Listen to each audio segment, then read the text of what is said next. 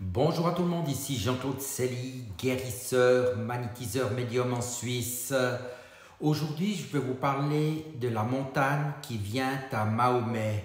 Mais tout d'abord, êtes-vous bien abonné à ma chaîne YouTube car cela me permet de vous envoyer d'excellentes énergies. Cela vous permet aussi de recevoir de nombreuses vidéos diverses et variées. Et n'oubliez pas de liker et de partager ces vidéos si elles vous plaisent. Et sous ces dernières, vous trouverez des liens utiles comme un site internet ainsi qu'un numéro de téléphone pour me contacter. La montagne vient à Mahomet.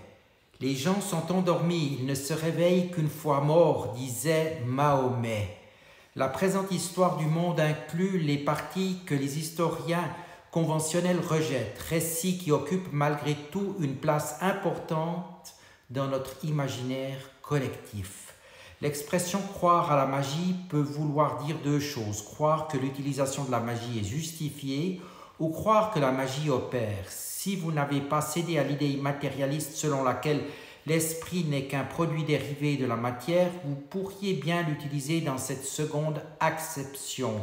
C'est ainsi que Mahomet croyait à la magie, c'est certain, le mauvais œil est une vérité, disait-il, et sa mission consistait en une partie à l'éliminer. Nous avons vu que la descente aux enfers avait engendré un déferlement d'activités démoniaques et d'apparitions d'esprits des morts.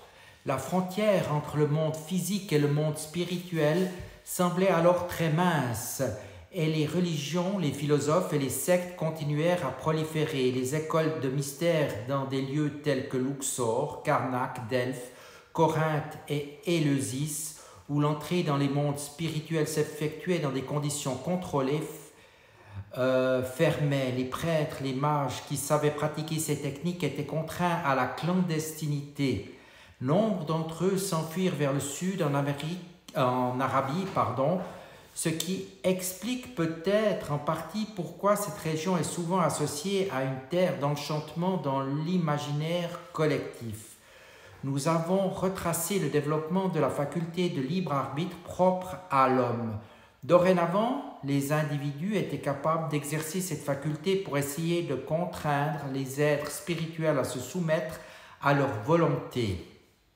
Un disciple d'Apollonius, nommé Alexandre d'Abonoteikos, avait un très grand serpent apprivoisé qu'il appelait Glycon. Il lui mettait un masque en lin représentant un visage humain et les gens venaient lui rendre visite à la recherche de guérisons miraculeuses ou de divination. On rapportait que des flasques de cuivre scellées avec du plomb se faisaient attraper dans les filets des pêcheurs et s'échouait sur les côtes africaines.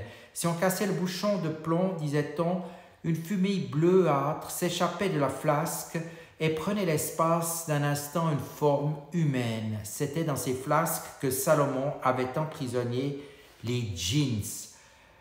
Simon le magicien fut l'élève d'un mage arabe.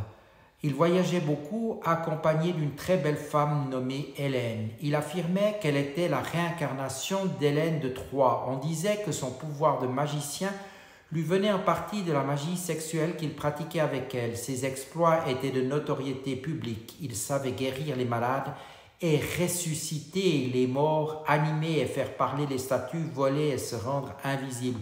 On disait qu'il pouvait commander des légions de démons.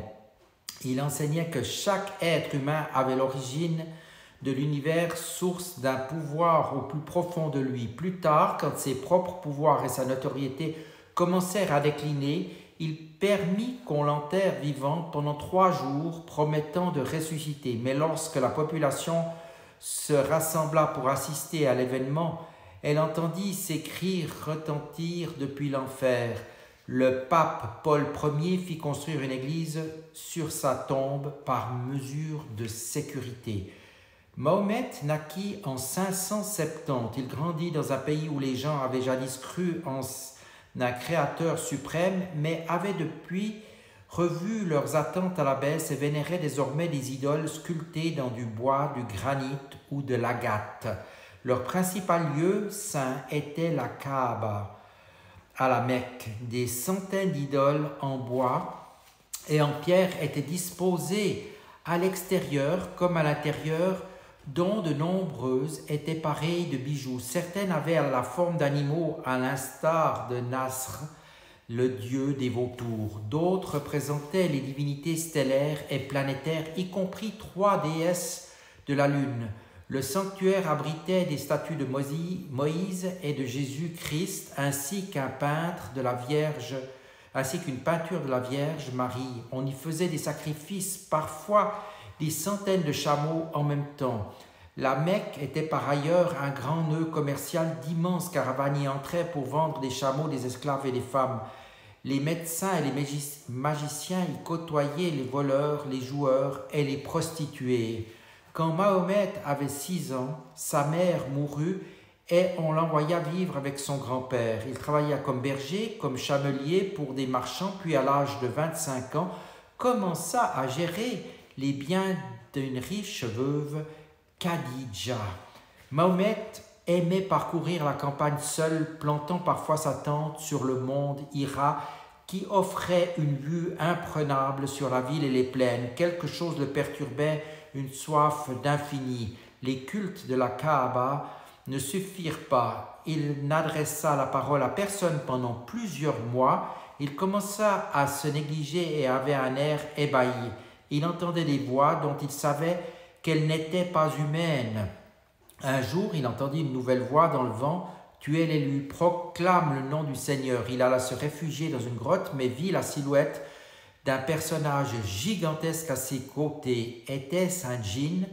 Il sentait le regard de cet être posé sur lui et l'entendit dire d'une voix aussi claire et distincte que n'importe quelle autre voix: « Récite. » Je ne peux pas. Il n'avait jamais pu réciter car il n'avait jamais appris à lire. « Récite. » Des lignes de texte apparurent dans l'air devant lui en lettres de feu. Ces lignes allaient devenir les premiers versets du Coran, et Mahomet se rendit compte qu'il savait lire. Mahomet quitta sa grotte pour monter au sommet de la montagne. La voix lui parla à nouveau, plus près à l'oreille. « Tu es le messager de Dieu et je suis Gabriel, son archange. » Gabriel continua d'apparaître à Mahomet. Quand il se promenait dans les rues, il sentait souvent les yeux de l'archange sur lui. Il arrivait que Gabriel lui apparaisse chez lui, souvent la nuit, parfois sous la forme d'une simple voix, parfois sous une forme humaine. Peu à peu, il enseigna les vérités du Coran à Mahomet. Ce fut ainsi qu'un homme simple, illettré, qui ne s'exprimait pas particulièrement bien, créa la plus grande œuvre en langue arabe, l'œuvre la plus complexe, la plus joliment tournée, la plus sublime, l'œuvre ultime. Gabriel finit par lui dire « Fais-toi connaître et prêche la nouvelle foi dans le monde. » La femme de Mahomet fut la première à accepter son message, puis un petit groupe de disciples se forma vite autour de lui. L'homme bon est celui qui croit en Dieu, celui qui, pour l'amour de Dieu, donne de son bien à ses proches, aux orphelins, aux pauvres, aux voyageurs, aux mendiants, et pour le rachat des captifs, celui qui s'acquitte de la prière, celui qui fait l'aumône. Ô les croyants, observez strictement la justice et soyez des témoins véridiques comme Allah l'ordonne, fût-ce contre vous-même, contre votre père et votre mère ou proches parents, qu'il s'agisse d'une riche ou d'un besogneux. Mahomet enseignait ainsi qu'à chaque fois que des fidèles se rassemblaient pour se souvenir de Dieu, ils seraient entourés d'anges. Il commença à prêcher en public. La foule lui demandait d'accomplir des miracles, mais il s'y refusait. Il faisait remarquer que Jésus avait accompli des miracles et que malgré tout, peu l'avaient cru. « Je ne suis qu'un homme comme les autres, disait-il. Plus tard, il se rendit à la Kaaba et se tenant à côté des statues des déesses de la lune, dit « Elles ne sont rien, ce ne sont que des créatures de vos pères. » On entendit des cris de colère et il n'y a de Dieu qu'Allah et Mahomet est son prophète. Des hommes dans la foule dirent qu'il était fou dangereux. Les jours suivants, les enfants et les esclaves se mirent à lui jeter des pierres dans la rue. Une fois, il dut supplier pour qu'on le laisse traverser la ville. Arrivé chez lui, il avait le visage en sang. Il était allongé dans son lit en proie au désespoir quand il vit une silhouette pénétrer dans la pièce. Il sursauta, renversa un verre d'eau. Gabriel, vêtu de robe dorée, était accompagné d'une créature qui avait le corps d'un cheval, mais la tête d'un homme. C'était Bourak, les talons célestes. « Viens avec moi, lui dit Gabriel, je vais te montrer des choses fantastiques. » Ils survolèrent les déserts jusqu'à Jérusalem où ils aperçurent l'échelle de Jacob que Jacob avait vue. Ils l'escaladèrent et quand ils frappèrent aux portes argentées du premier ciel, Adam les laissa entrer. De là, ils s'élevèrent à travers les 7 cieux et rencontrèrent Moïse et Abraham. Ils virent un ange qui avait un corps fait de feu et de glace et un autre qui avait 70 000 têtes. Chacune de ces têtes avait 70 000 bouches et chacune de ces bouches avait 70 000 langues et chacune de ces langues avait 70 000 idiomes et toutes louaient Dieu.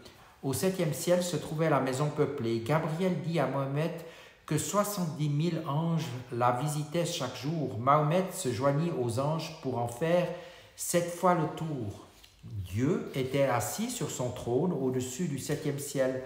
70 voiles couvrant son visage, il posa les mains sur Mahomet et lui enseigna la signification profonde de la prière. Il ordonna ensuite qu'on montre à Mahomet les habitants de l'enfer. Puis le bourraque le ramena à la Mecque dans son lit. Le verre d'eau qu'il avait renversé n'avait pas encore touché le sol.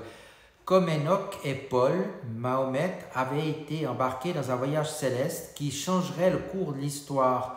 Toutefois, quand il essaya d'en parler aux habitants de la Mecque pour la première fois, leur hostilité à son égard grandit. La réalité, c'était que le message de justice de Mahomet menaçait les privilèges de l'élite dirigeante et que ses attaques contre les cultes entourant la Kaaba mettaient aussi en péril ses intérêts commerciaux. Mahomet fut chassé dans le désert.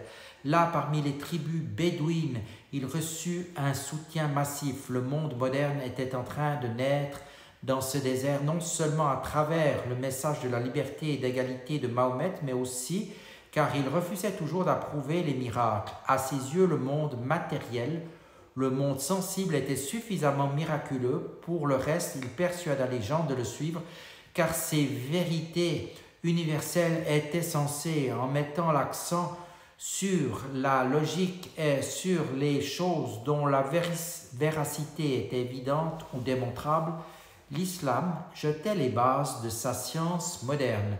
Mahomet aida à construire une humble maison de prière en briques de terre séchées au soleil. Devant elle se trouvait une cour pour accueillir les sans-abri. Il raconta une fable. Lorsque Dieu créa la terre, sa forme n'était pas figée, elle tremblait. Dieu prit donc les montagnes et les installa afin que la terre ne bouge plus. Les anges lui demandèrent: « Allah, existe-t-il dans la création quelque chose de plus fort qu'une montagne ? Le fer peut briser les montagnes. Le fer est-il la chose la plus forte de la création ? Le feu fait fondre le fer. Existe-t-il quelque chose de plus puissant que le feu ? L'eau éteint le feu. Y a-t-il quelque chose de plus puissant que l'eau ? Le vent peut vaincre le feu. Ô Dieu miséricordieux, quelle est la chose la plus puissante sur terre ? Et Allah répondit: la plus belle chose de la création est une personne charitable qui donne l'aumône. Si elle donne de sa main droite sans que sa main gauche ne le remarque, elle est plus forte et plus puissante que toute autre chose. Mahomet avait 52 ans. Il sentait que le monde entier devait entendre son message, mais que les hommes étaient corrompus, idolâtres et avaient une vie misérable. Salomon avait parlé avec une grande sagesse et Jésus s'était montré clément et avait accompli des miracles. Mais Mahomet voyait que ni l'un ni l'autre n'avait été capable d'amener tous les peuples du monde à croire au Dieu unique.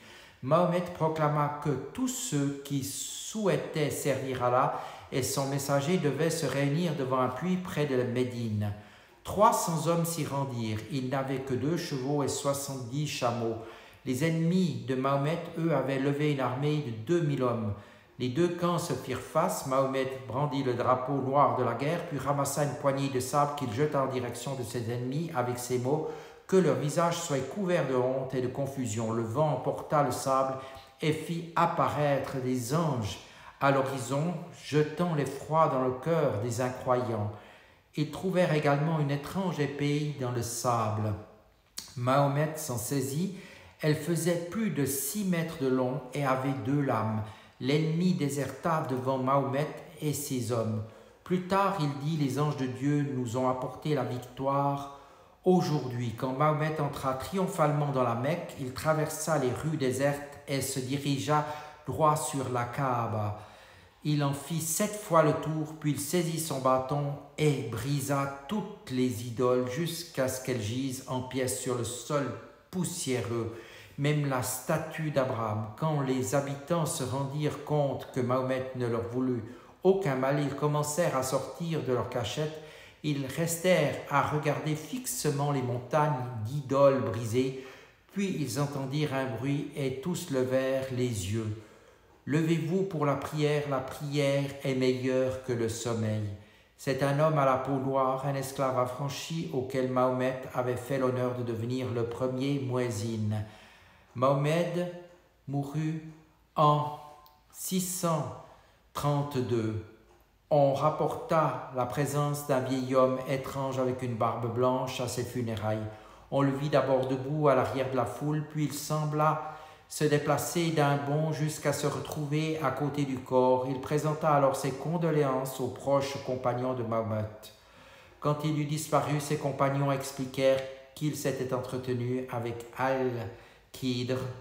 Nous avons déjà rencontré ce vieil homme. Il constitue le fil vert de tout cet ouvrage dont je vous lis régulièrement des histoires et cette histoire est issue de l'histoire sacrée du monde de Jonathan Black. Voilà, j'espère que cette histoire vous aura plu. N'hésitez pas donc à vous abonner à ma chaîne YouTube, à suivre mes rendez-vous sur cette chaîne et je vous dis à tout bientôt. Merci de votre attention.